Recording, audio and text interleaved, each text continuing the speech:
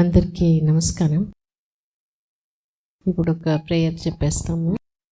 ఇక్కడ చేరి ఉండే తల్లిదండ్రులందరూ మంచి బిడ్డ అంటే దీర్ఘాయుషగా, మంచి ఆరోగ్యం, మంచి గుణాలు, మంచి తెలివితేటలతో తల్లిదండ్రుల్ని బాగా అర్థం చేసుకొని లాస్ట్ వరకు వాళ్ళకి తోడుగా ఉండే ఫ్యామిలీకి, సమాజానికి మంచి గిఫ్ట్గా ఉండే మంచి బిడ్డని హ్యాపీగా, ఈజీగా తీసుకొని ఈజీ అండ్ సేఫ్ నార్మల్ డెలివరీతో తీసుకోవాలి అని ప్రార్థిస్తున్నాను. ఇప్పుడు ఇక్కడ డెలివరీ అయిన వాళ్ళు వాళ్ళ ఎక్స్పీరియన్స్ మనతో షేర్ చేసుకునేదానికి వచ్చినారు. మేఘన వచ్చినారు.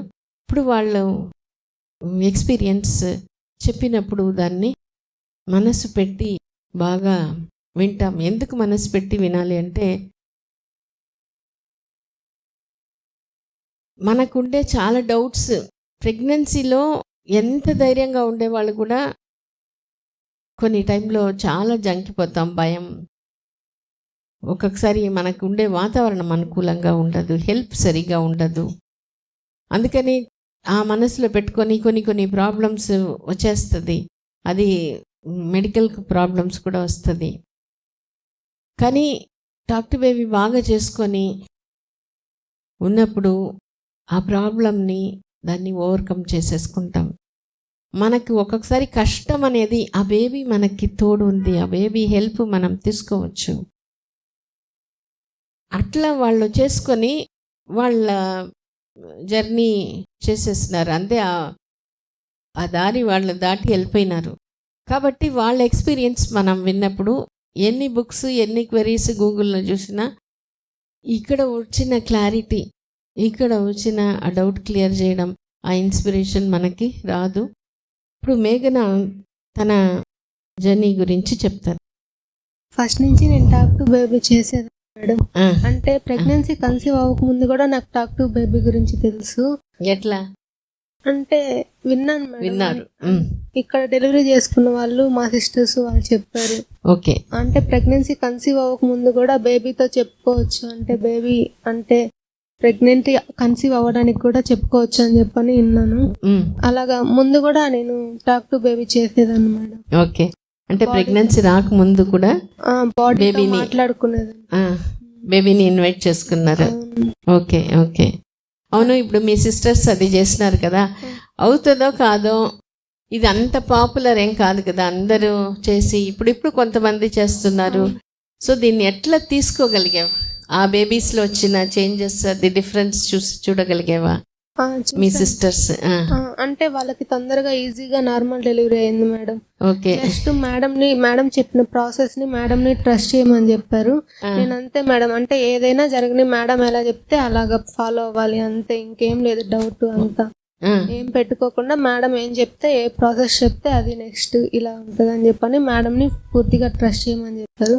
అలాగే ట్రస్ట్ చేశాను. ఈజీగా సేఫ్ గా నార్మల్ డెలివరీ అయిపోయింది. సో ఎట్లా ట్రస్ట్ చేయగలిగావు? అంటే టాక్ టు బేబీ కూడా మేడం ఫస్ట్ నుంచి, అంటే స్టార్టింగ్ నుంచి నేను అంటే ప్రతిసారి 4th month స్టార్టింగ్ లోనే నాకు బేబీ కిక్స్ స్టార్ట్ అయింది. ఓకే, అంటే ఎవరికి చెప్పినా నమ్మరు. బేబీ కిక్ మళ్ళీ నాకు అంటే స్టార్టింగ్ లో యూరిన్ ఇన్ఫెక్షన్ అని, ఫీవర్ అని చెప్పని, అలాగా కన్సీవ్ అయిన తర్వాత ఎవ్రీ మంత్ చెకప్ మధ్యలో నేను ప్రతిసారి హాస్పిటల్కి వచ్చేదాన్ని మేడం.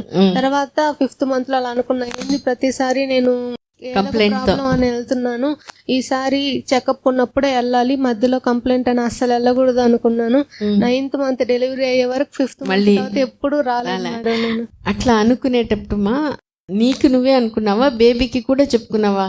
బేబీతో చెప్తా ఉండేదాన్ని మేడం, మనం ఇంకా అసలు వెళ్ళకూడదు అని చెప్పని చెప్పేదాన్ని. అసలు తర్వాత ఎప్పుడు రాలేదు మేడం. ఓకే ఓకే, అట్లా అనుకునేటప్పుడు, అట్లా ప్రాబ్లం వచ్చినప్పుడు టాక్ టు బేబీ చేయడం వేరే, ప్రాబ్లం లేకుండా టాక్ టు బేబీ చేయడం వేరే. ప్రాబ్లం వచ్చినప్పుడు నీ బేబీ నాకు హెల్ప్ చేస్తుందో లేదో అనే డౌట్, డౌట్ ఏం లేదు మేడం, ఖచ్చితంగా హెల్ప్ చేస్తుంది. అంటే ఒకవేళ యూరిన్ ఇన్ఫెక్షన్ వచ్చిన ఇది క్లియర్ చేయకపోయినా కూడా బేబీ నా మాట వింటది అని చెప్పని నమ్మేదాన్ని మేడం. అంటే ఇది క్లియర్ చేస్తేనే బేబీ నా మాట విన్నట్టు అని చెప్పని అలా ఏం అనుకునేదాన్ని మేడం. కాదు మేడం, అంటే ఒకవేళ నార్మల్ డెలివరీ కాకుండా సిజేరియన్ అయినా కూడా నేను నా బేబీ నా మాట వినిందని చెప్పని ట్రస్ట్ చేసేదాన్ని మేడం. ఎట్లా అంటే నా బేబీ మీద నాకు అంత నమ్మకం ఉంది మేడం. బాండింగ్ మా ఇద్దరికి అంత బాగుంది. అవునా? ఇది చాలా ఇంపార్టెంట్.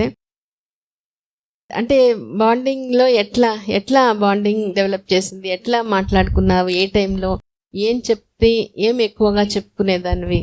ఎప్పుడు అన్ని చెప్పేదాన్ని మేడం. అంటే మనసులో అయితే ఎప్పుడు మాట్లాడుతానే ఉండేదాన్ని మేడం. ఈ పని చేస్తున్నాము, అది చేస్తున్నాము, ఇలాగా ఇప్పుడు తింటున్నాము అలాగా. అయితే బయటికి అయితే కొన్ని చెప్పుకునేదాన్ని మేడం. అంటే నువ్వు హ్యాపీగా ఉండాలి, హెల్దీగా ఉండాలి, అమ్మ నాన్న అంటే ప్రేమ ఉండాలి.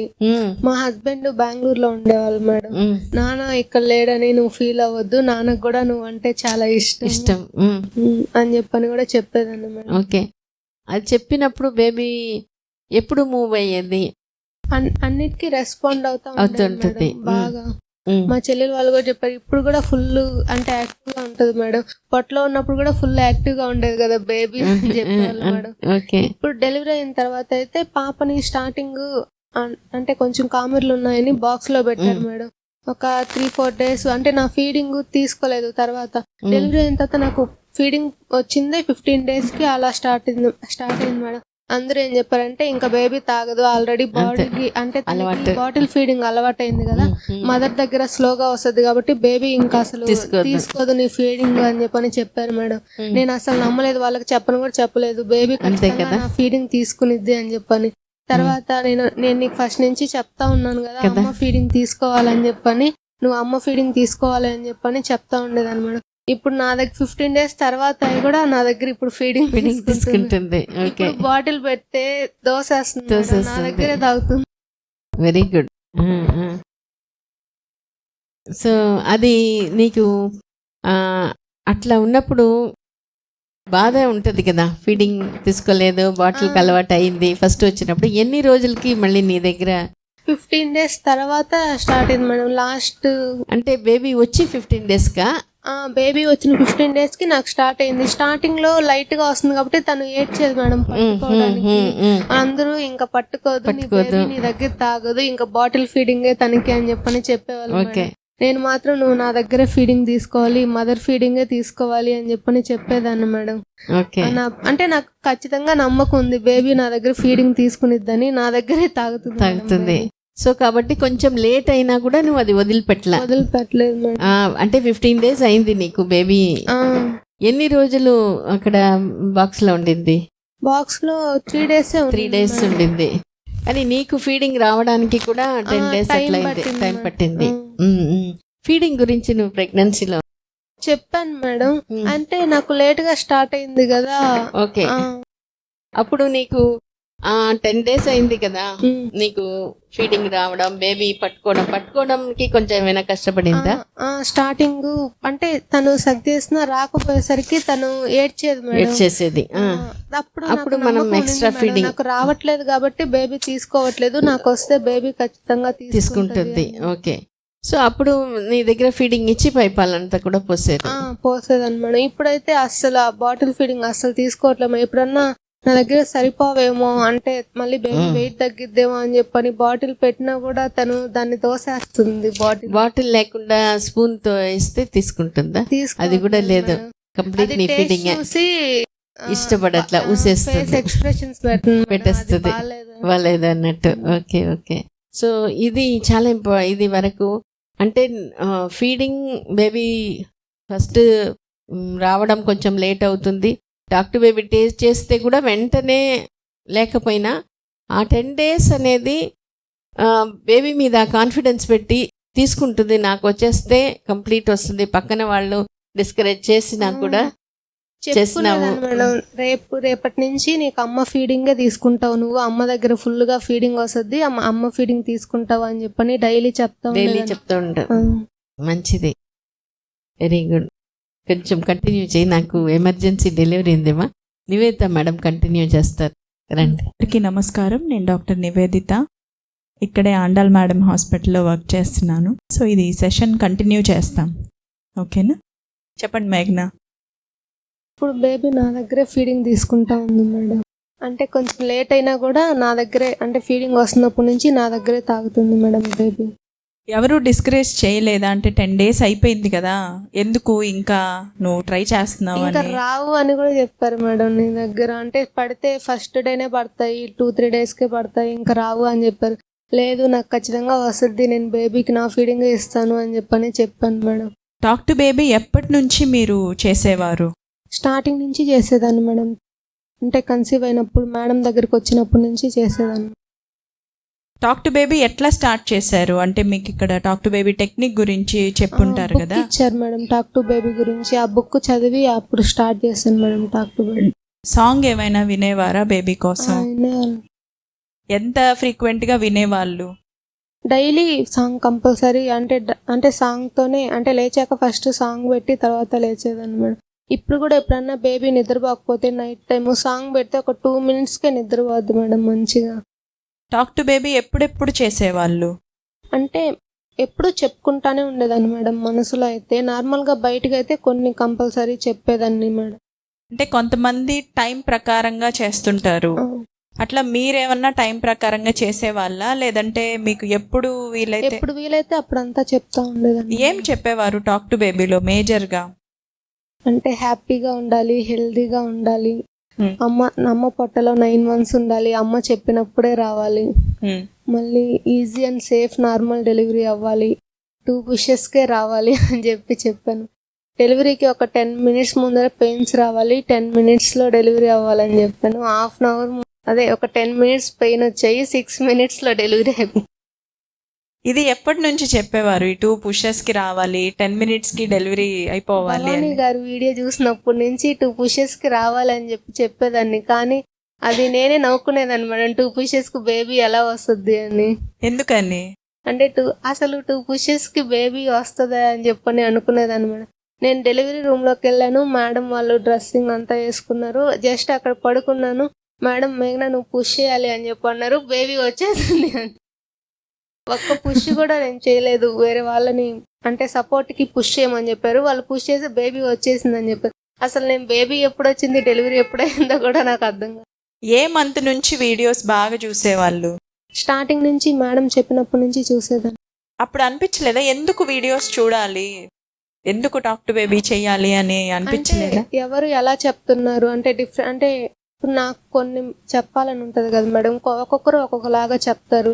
అంటే వాళ్ళు ఎలా చెప్పుకున్నారు, వాళ్ళ ఎక్స్పీరియన్స్ చూడాలని చెప్పని చెప్పుకునేదాన్ని మేడం, చూసేదాన్ని వీడియోస్. ఓకే, వీడియోస్ చూసేటప్పుడు ఎట్లా అనిపించేది? మీతో పాటు ఎవరు వీడియోస్ చూసేవాళ్ళు? నేను ఒక్కటే చూసేదాన్ని మేడం. ఏమనిపించేది ఆ వీడియోస్ చూసేటప్పుడు? ఇప్పుడు అంతమంది ఎక్స్పీరియన్స్ చెప్పేవాళ్ళు, వాళ్ళందరికి అయ్యింది కదా, మీకు ఎట్లా అనిపించేది? అంటే ఫస్ట్ నుంచి ఎవరన్నా అంటే ఏం పని చేస్తున్నావు అలా అడిగినా కూడా నేను ఒక్కటే చేస్తున్నానని చెప్పను, నేను నా బేబీ చేస్తున్నాము, నేను నా బేబీ అంటే పైకి స్టెప్స్ ఎక్కి దిగేదాన్ని, వాకింగ్కి వెళ్ళేదాన్ని. మా అమ్మ ఒక్కదాన్ని ఎలా వెళ్తావు పైకి అంటే స్టెప్స్ ఎక్కి, నేను వస్తాను ఆగు అని చెప్పంటే నేను ఒక్కదాన్నే అని చెప్తావు ఎందుకు, నాతో బేబీ ఉంది కదా మేమిద్దరం వెళ్ళేసి వస్తాము అని చెప్పేదాన్ని చెప్పేవాళ్ళు.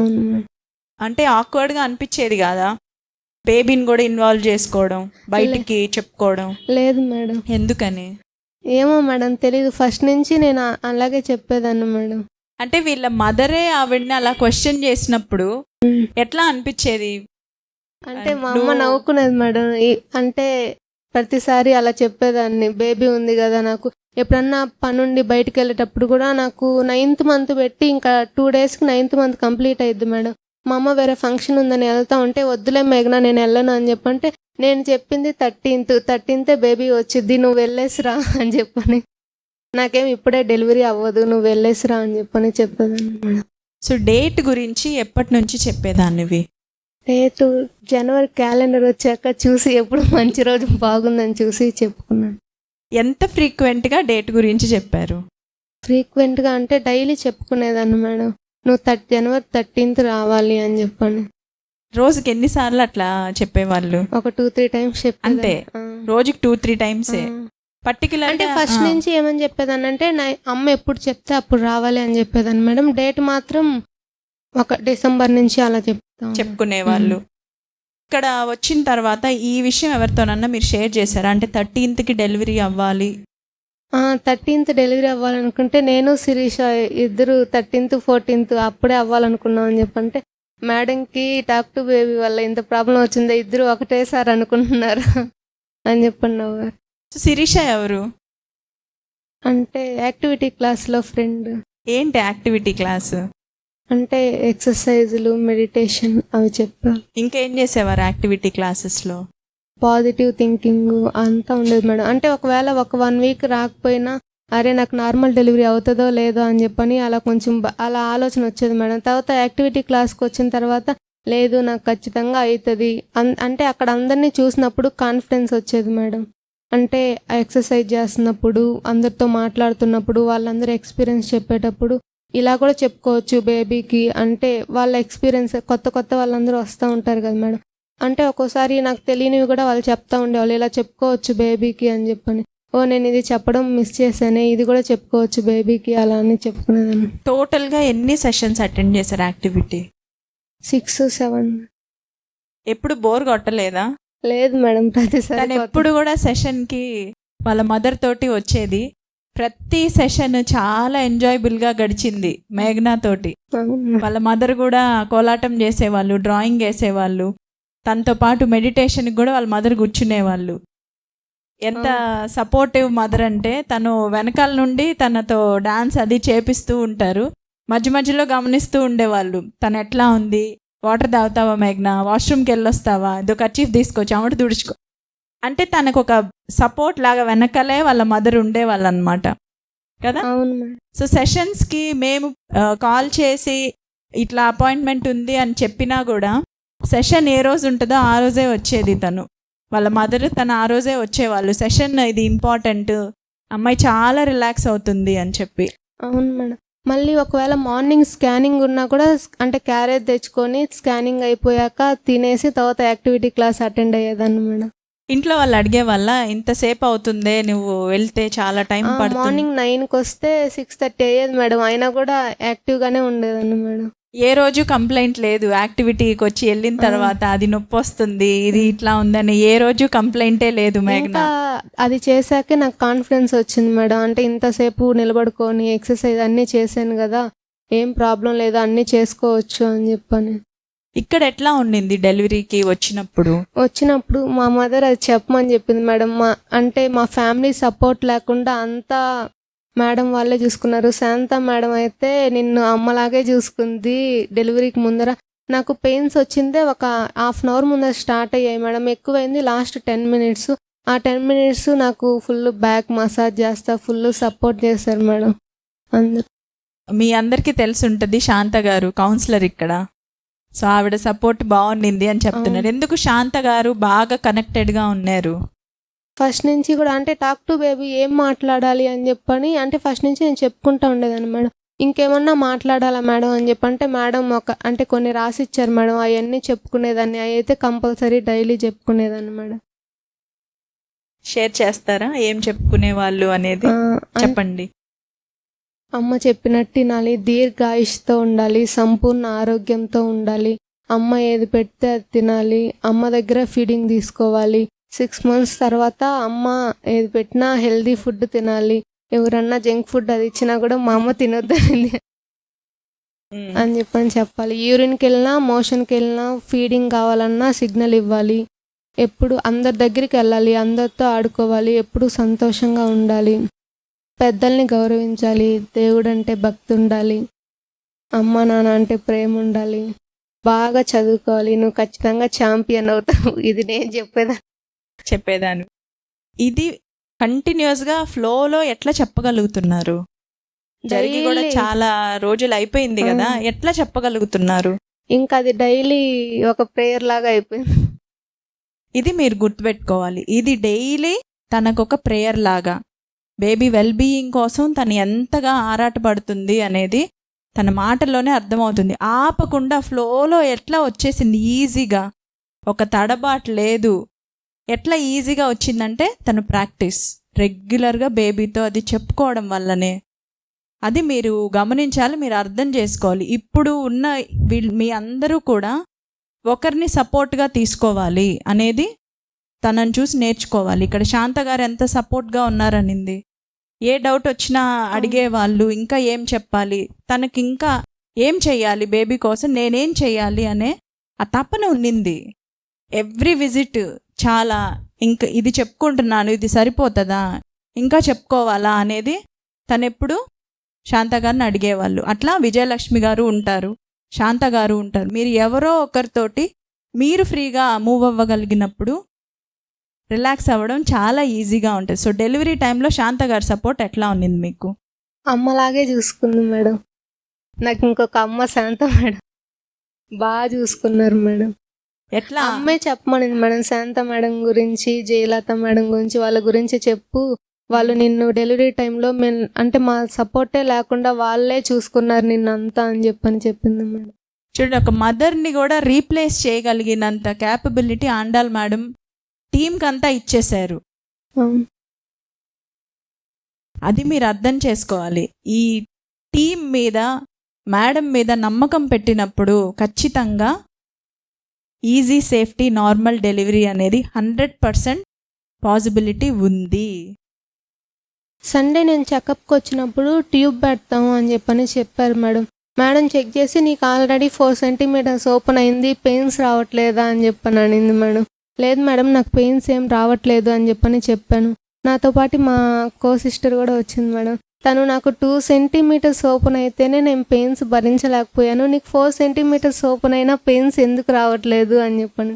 ఏమో నాకు అసలు తెలియట్లేదు పెయిన్స్ అని చెప్పాను మేడం. కరెక్ట్గా పక్క రోజు 5:30కి అలా పెయిన్స్ లైట్గా స్టార్ట్ అయ్యాయి. 6:10కి అలా డెలివరీ రూమ్లోకి వెళ్ళాను. 6:16 కల్లా డెలివరీ అయిపోయింది మేడం. ఎందుకు మీకు పెయిన్ రాలేదు? 4 సెంటీమీటర్స్ డైలేట్ అయినా పెయిన్స్ ఎందుకు రాలేదు? మీరు ఎందుకు ఫీల్ అవ్వలేకపోయారు?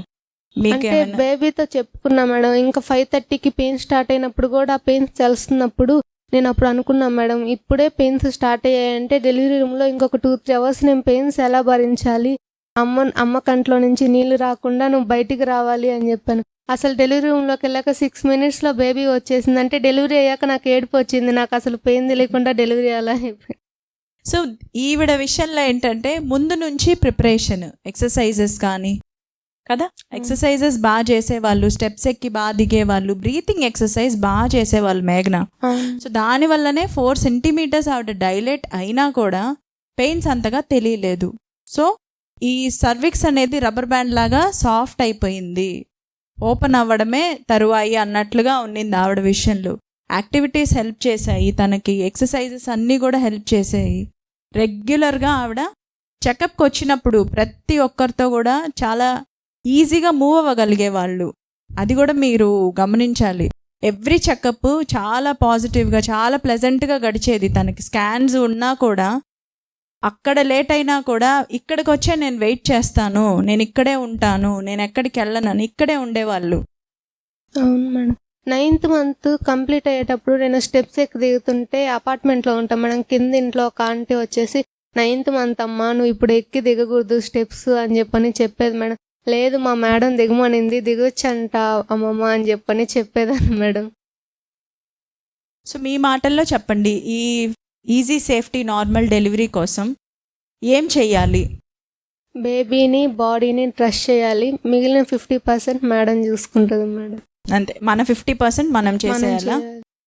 ఏంటి మన 50%? ఎక్సర్సైజ్, బ్రీతింగ్, హెల్దీ ఫుడ్ తీసుకోవాలి, హ్యాపీగా ఉండాలి.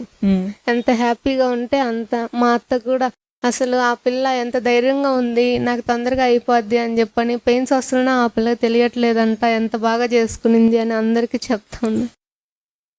నార్మల్ డెలివరీ అయ్యింది అనగానే మీ వాళ్ళందరి రియాక్షన్ ఏంటి? మా అత్త అయితే, నేను చెప్పాను మేడం, సండే వచ్చి అడ్మిట్ అయినప్పుడు అందరం వచ్చేటప్పుడు రేపు 11 నుంచి ఎల్లుండి 11 లోపల ఎప్పుడన్నా డెలివరీ అవ్వాలంటే, నార్మల్ డెలివరీ నువ్వు అనుకున్న టైంలో ఎలా అవుతుంది అని చెప్పంటే మా అమ్మ వచ్చేసి అవుతుందిలే అని చెప్తా ఉన్నింది మేడం. డెలివరీ అయ్యాక మా అత్త చెప్పింది, నీ బేబీ నీ మాట వినింది అని చెప్పారు మేడం. నార్మల్ డెలివరీ అయిన తర్వాత ఎవరెవరు ఉన్నారు ఇక్కడ? నేను, అమ్మ, హస్బెండ్, నాన్న, చెల్లి ఉన్నారు. ఎప్పుడు డిశ్చార్జ్ అయ్యి ఇంటికి వెళ్ళారు? పక్క రోజు అంటే మండే ఈవినింగ్ 6:16కి అలా డెలివరీ అయింది మేడం. మళ్ళీ పక్క రోజు ఆఫ్టర్నూన్కే డిశ్చార్జ్ అయిపోయాను మేడం. ఇంటి దగ్గర వాళ్ళు ఏమన్నారు? అందరూ అప్పుడే ఎలా వచ్చారు, నేను మా ఫ్రెండ్ 13th డెలివరీ అయితే 18th కాల్ చేసి హాస్పిటల్లో ఉన్నావా అని చెప్పింది. లేదు నేను పక్క రోజే వచ్చేసాను అని చెప్పి. సో ఈ టాక్ టు బేబీని ట్రస్ట్ చేయాలి, బాడీని ట్రస్ట్ చేయాలి, మిగతా 50% మేడం చూసుకుంటారు. సరే మేడం వాళ్ళు ఎలా చెప్తే అలా వినాలి. అంతేనా? ఎందుకు? అంటే వాళ్ళకి తెలుసు కదా మేడం, మనకు తెలియదు కదా. వాళ్ళు ఎన్నో అంటే డెలివరీస్ చేస్తుంటారు. వాళ్ళని ట్రస్ట్ చేస్తే వాళ్ళు చెప్పినట్టు వింటే అయిపోతుంది. Okay, thank you మేఘ్నా.